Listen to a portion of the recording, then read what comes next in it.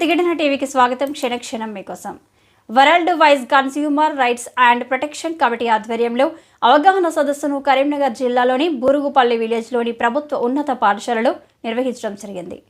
ఈ కార్యక్రమంలో ప్రభుత్వ ప్రధాన ఉపాధ్యాయుడు Mallikarjunarao, world wise consumer rights and protection Telangana vice chairman Enugu Mallareddy, జిల్లా వైస్ చైర్మన్ మేడపతి విశాల ఈ కార్యక్రమంలో విద్యార్థులకు, ఉపాధ్యాయులకు వినియోగదారుల హక్కుల రక్షణ చట్టం 2019పై అవగాహన కార్యక్రమం నిర్వహించడం జరిగింది.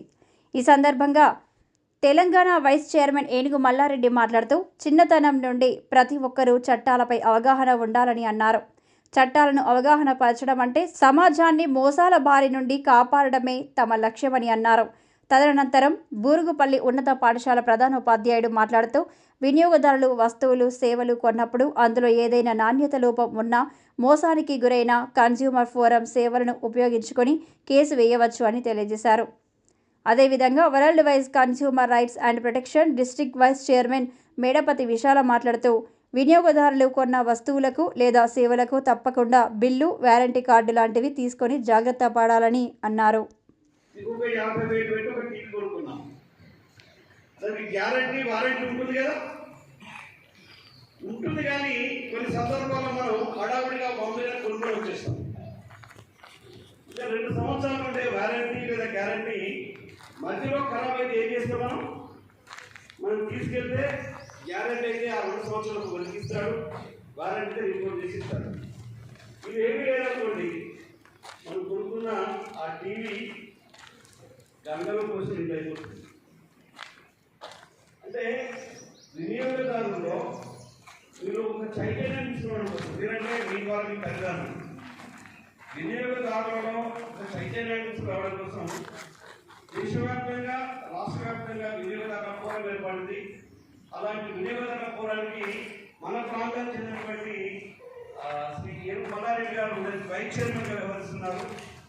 సార్ మళ్ళీ నాకు సార్ ఎల్ఎఫ్ఎల్హెచ్ఎం కూడా గంగకొండ పాఠశాల హెడ్ మాస్టర్గా వ్యవహరిస్తున్నారు. అలాగే పక్కకు కూర్చున్న విశాల్ గారు, మీరు వరంగల్ ఉన్నటువంటి ఎస్ఆర్ కాలేజీలో totally complete NGO organization. NGO organization means స్వచ్ఛంద సంస్థ. World wise consumer rights and protection committee అన్న. సో ఇది ఏంటంటే ఎలా పనిచేస్తుంది అంటే, మామూలుగా అంటే ఎలా పనిచేస్తుంది, ఏదైనా మనము ఇప్పుడు వినియోగదారు అంటే సార్ ఆల్రెడీ చెప్పారు. కన్స్యూమర్స్ అంటే వినియోగదారు అంటే ఏదైనా ఒక వస్తువును కొనేవాళ్ళు లేదా ఆ సేవలు పొందిన వాళ్ళని కన్స్యూమర్స్ అంటారు. ఆ కన్స్యూమర్ రైట్స్ అనేది, కన్స్యూమర్ అనేది వాళ్ళకి ఆ వస్తువు కొన్నప్పుడు దానిలో అవుట్డేటెడ్ ప్రోడక్ట్స్ కానీ లేదా దానిలో క్వాలిటీ లేకపోవడం కానీ, ఏదైనా మనం దాన్ని ఆ వస్తువుని మనం మోసపోయాము, అది కొన్నప్పుడు మనం మోసపోయాము అని అనుకున్నప్పుడు దాని గురించి మనము కేసు వేయడానికి ఇక్కడ మనము ఈ world wise consumer rights and protection committee వాళ్ళు అంటే సింపుల్, స్పీడీ అంటే స్పీడ్గా ఎక్స్పెన్సివ్ అంటే ఖర్చు లేకుండా తక్కువ టైంలో, చాలా తక్కువ టైంలో అంటే వితిన్ 6 monthsలో కానీ వితిన్ 1 yearలో కానీ మీరు కేసు వేసినట్లయితే, అంటే ఇదివరకు అయితే ఏదైనా ఒక వస్తువు కానీ ఏదైనా కేసు వేయాలంటే కోర్టుకి మనం కోర్టు చుట్టూ తిరగడం లేదా లాయర్ని పెట్టుకొని లాయర్కి మనీ ఇచ్చి అదంతా టైం వేస్ట్ పని ఉండేది. ఇక్కడ ఈ consumer rights and protection committee ఏం చేస్తుందంటే చాలా సింపుల్ అండ్ స్పీడీ, ఇన్ఎక్స్పెన్సివ్ అంటే ఏ మాత్రం ఖర్చు లేకుండా తక్కువ టైంలో మనకు నష్టపరిహారం పొందే విధంగా చూస్తారన్నట్టు. ఈ సంస్థ యొక్క ముఖ్య ఉద్దేశం ఎన్జిఓ ఆర్గనైజేషన్ అంటే ఏదైనా ఒక వస్తువు యొక్క మనము దాని నాణ్యత లేదు అని అనుకున్నప్పుడు దాన్ని కేసు వేసినప్పుడు తొందరగా మనకు నష్టపరిహారం వస్తుంది అన్నట్టు. సో దీని యొక్క ఈ ఫారం యొక్క ముఖ్య ఉద్దేశం అంటే ఇది ఎలా నడుస్తుంది, ఎలా కేసు వేయచ్చు అంటే మామూలుగా 3 types ఉంటాయి.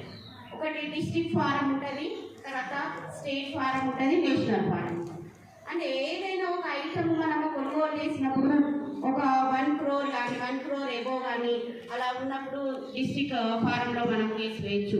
తర్వాత 1 crore to 10 crores వరకు మనము స్టేట్లో కేసు వేసుకోవచ్చు. ఏదైనా మనకు ఏదైనా నష్టం జరిగింది అంటే 1 crore ఐటమ్ కానీ 1 crore నుండి 10 crores వరకు మనకి ఏదైనా ఐటెంలో మనకి జరిగినటువంటి నష్టాన్ని మనం పొందడం కోసము స్టేట్ ఫారంకి వెళ్ళొచ్చు, లేదా నేషనల్ ఫారం. 3 types ఫారమ్స్ ఉంటాయి: స్టేట్, డిస్ట్రిక్ట్, తర్వాత స్టేట్, నేషనల్.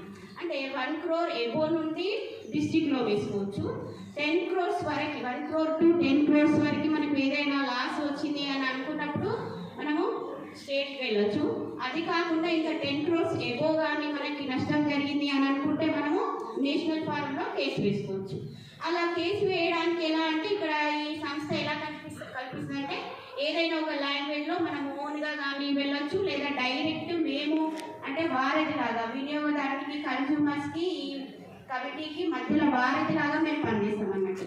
వాళ్ళకైనా డైరెక్ట్ వెళ్ళి ఫారంలో మనము అప్లై చేసుకోవచ్చు కేసు, లేదా మా ద్వారా అయినా కేసును అప్లై చేసుకుంటే మీకు వితిన్ 6 monthsలో కానీ లేదా వితిన్ 1 yearలో మీకు నష్టపరిహారం ఏదైతే మేము నష్టపోయినాం అని అనుకున్నారో ఆ నష్టపరిహారాన్ని పొందేటట్టు చేస్తామన్నట్టు. అంటే simple and speedy in expensive ప్రాసెస్లో ఏ మాత్రము డబ్బు ఖర్చు కాకుండా, వితౌట్ లాయర్ లేకుండా కూడా మీరు డైరెక్ట్ కేసు వేసుకొని నష్టపరిహారం పొందవచ్చు. అలా ఈ సంస్థ అనేది అలా నడుస్తుంది అన్నట్టు. చాలా అంటే ఏదైతే ఉన్నదో అది టైం వేస్ట్ కాకుండా అలా నడుస్తుంది. సరే, ఇది ఏమైందంటే ఇలా ఈ ఎండు ఆర్గనైజేషన్ ఇలా ఉంటుంది. ఇది ఎప్పుడు వచ్చిందంటే 1986 December 24న తర్వాత రాష్ట్ర ప్రభుత్వం ఆమోదంతో ఏమైతుందంటే ఈ వినియోగదారుల రక్షణ చట్టం అనేది తీసుకొచ్చారు. తర్వాత ఈ 1986 రక్షణ చట్టం ఏమైంది, చాలా స్లోగా పనిచేయడం, అంటే ఏమాత్రం డెవలపింగ్ లేకపోవడం వల్ల కొన్ని మార్పులు చేశారు. దేనివల్ల అంటే ఇప్పుడు ఈచ్ అండ్ ఎవ్రీ ప్రోడక్ట్ మనం transaction selling based total consumers అనేది ఎలా చేస్తున్నారు, ట్రాన్సాక్షన్ డిజిటలైజ్ సిస్టమ్ ఉంది కదా, ఆన్లైన్ సిస్టమ్ డిజిటలైజ్ చేశారు. అంటే స్పీడ్గా డిజిటలైజ్ చేయడం, దాన్ని పెట్టుకొని తర్వాత ఈ వినియోగదారుల, అమ్మకందారుల ఆగడాలను అడ్డుకట్ట వేయడానికి, అంటే వాళ్ళు ఏంటంటే వాళ్ళు ఇష్టం ఉన్నట్టు రేట్స్, దాని మీద ఉన్న రేట్స్ కాకుండా ఎంఆర్పి రేట్స్ కాకుండా ఎక్కువ రేట్కి అమ్ముకోవడం, లేదా కొన్ని బిస్కెట్ ప్యాకెట్స్ ఉంటాయి కదా, మీరు ఎప్పుడన్నా అబ్జర్వ్ చేశారా? బిస్కెట్ ప్యాకెట్స్ మీద 15 బిస్కెట్ ప్యాకెట్స్ అని దానిలో ఏంటంటే 12, 13 ఉంటాయి మామూలు. సో అలా మనం ఎప్పుడైనా ఏదైనా షాప్కి కొన్ని పంచి తీసుకెళ్ళాలి కదా, తీసుకెళ్ళేటప్పుడు ఒక్కొక్క బిస్కెట్ ప్యాకెట్లో కనీసం ఒక 2 లాస్ అయినా, ఎన్ని లాస్ అయినట్టు మనము అంటే ఒక 15 ఉన్నాయి అనుకోండి, అంటే అలా కొంచెము ఏదో అంటే ఒక్కొక్క ప్యాకెట్లో ఒక్కొక్క 2 తక్కువ రావడం ఇలాంటివి ఉంది. సో అలాంటివి కూడా జరిగినాయి. అలాంటివి కూడా జరిగినప్పుడు వాళ్ళు కేసు వేస్తే వాళ్ళకి నష్టపరిహారం వచ్చింది, పొందింది వాళ్ళు. ఖచ్చితంగా మనకి వస్తుంది. మనం ఏదైతే మనం అనుకున్నామో, ఏదైతే ఇది ఇలా జరిగింది అని అనుకున్నామో ఖచ్చితంగా మనకు నష్టపరిహారము మనం అనేది పొందుతామన్నమాట. సో ఇది అంటే దీన్ని సవరణలు చేసి మళ్ళీ తర్వాత ఏం చేశారంటే దాన్ని 2019లో కొత్త, అంటే ఈ వినియోగదారుల రక్షణ చట్టం ఆల్రెడీ వచ్చింది. అంటే వినియోగదారులకు హక్కులు కల్పించాలి.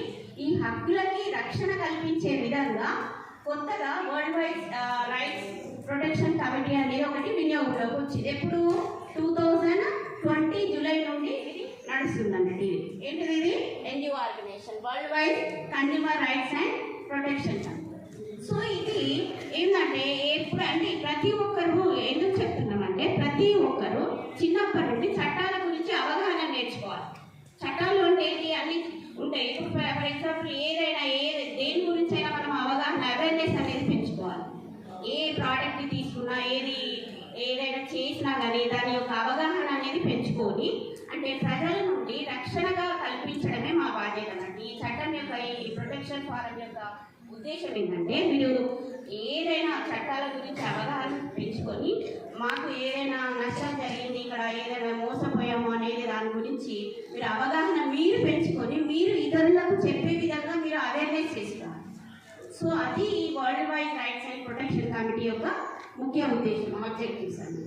సో ఇది ఏంటంటే మామూలుగా సార్ చెప్పారు, టీచర్స్ దాదాపు అందరికీ అవగాహన ఉంటుంది. కానీ సమాజంలో చాలామంది అవగాహన లేక నష్టపోవడం అనేది జరుగుతూ వస్తుందండి. ఏమని ఆనాటి భారత ప్రభుత్వం 1986లో ప్రత్యేకంగా ఒక చట్టాన్ని December 24వ తేదీ నాడు తీసుకురావడం జరిగింది వినియోగదారుల రక్షణ కోసం. దేశంలో గ్రామీణ ప్రాంతాల్లో సామాన్య ప్రజలు కొనుగోలు చేసిన వస్తువులపైన నష్టపోతున్నారు. వారికి విషయ అవగాహన లేక ఆ నష్టాన్ని ఎలా పూడ్చుకోవాలనే అవగాహన లేకపోవడం వలన నష్టపోయిన వస్తువులను మనం తిరిగి పొందలేని పరిస్థితుల్లో ఈ చట్టం తీసుకొస్తే ఎక్కడైతే మనం కొనుగోలు చేస్తామో ఆ కొనుగోలు చేసిన దాని దగ్గర నుండి మనం ఆల్రెడీ ఎక్కడ ఏ వస్తువు కొన్నా కూడా రిసిప్ట్ తీసుకోవాలి ఖచ్చితంగా. ఆ రిసిప్ట్ తీసుకున్నట్లయితే ఆ రిసిప్ట్ తీసుకున్న వ్యక్తి దగ్గర తీసుకున్న వస్తువు ఏ వస్తువు అయినా కానీ మరి తను ఇచ్చిన టైంకు లోపల ఖరాబ్ అయినట్టయితే, చెడిపోయినట్టయితే దాన్ని మనం ప్రశ్నించడానికి అవకాశం ఉంటుంది. ఒకవేళ మనం ప్రశ్నించినప్పుడు మనకు వేరే వస్తువు ఇవ్వకపోతే, కొత్త వస్తువును తీసుకోవడానికి అవకాశం ఉన్నప్పటికీ ఇవ్వకపోతే దాన్ని వినియోగదారుల ఫోరంలో మనం కేసు వేసుకునే అవకాశాన్ని ఈ భారత రాజ్యాంగం మనం చట్టాన్ని తీసుకొచ్చేసి అది మన రాష్ట్రంలో 2020 నుండి రక్షణ చట్టాన్ని అమలు చేస్తూ ఉంటున్నది. అప్పటి నుండి చాలామంది వినియోగదారులు కేసులు వేసి మరి నష్టపరిహారం తీసుకునే చరిత్ర మనకు కనిపిస్తుంది. ఉదాహరణకు నేనే ఉన్నాను. నేను కరీంనగర్లో ఒక అపార్ట్మెంట్లో ఇల్లు తీసుకున్నాను. అపార్ట్మెంట్ తీసుకున్న తర్వాత నాకు కార్ పార్కింగ్ ఇవ్వలేదు. వాస్తవంగా కార్ పార్కింగ్ ఖచ్చితంగా ఇవ్వాల్సిందే. అపార్ట్మెంట్ ఎవరు ఉన్నా కూడా వాళ్ళకు ఖచ్చితంగా కార్ పార్కింగ్ చూపించవలసిన బాధ్యత ఎవరైతే ఆ బిల్డింగ్ కట్టారో ఆ బిల్డింగ్ దారు ఖచ్చితంగా చూపించాలి. కానీ అక్కడ ఏం జరుగుతుందంటే కార్ పార్కింగ్ పేరు కూడా 1 లక్ష రూపాయలు తీసుకొని కార్ పార్కింగ్ కూడా అమ్ముకుంటున్నారు. నేను అక్కడ ఇల్లు కొనుక్కున్నాను కాబట్టి నేను అక్కడ వినియోగదారుని అక్కడ బిల్డింగ్ అయితే ఎవరు కట్టారో అతని పైన నేను నా కరీంనగర్ వినియోగదారు ఫోరంలో కేసు వేశాను.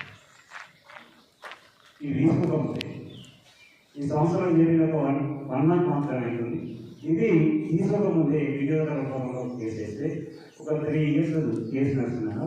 ఆ కేసు తీర్పు ఏమిచ్చిందంటే మన వినియోగదారుల ఫోరం న్యాయస్థానం మల్లారెడ్డికి ఒక 30,000 నష్టపరిహారం చెల్లిస్తూ మానసికంగా ఆయనను ఇబ్బందులు చేశారు కాబట్టి దానికి గాను 30,000 నష్టపరిహారం ఇస్తూ కార్ పార్కింగ్ తక్షణమే ఇవ్వాల్సిందిగా ఆదేశాలు ఇచ్చింది మన కరీంనగర్ కోర్టు, వినియోగదారుల కోర్టు. అంటే తెలియకపోతే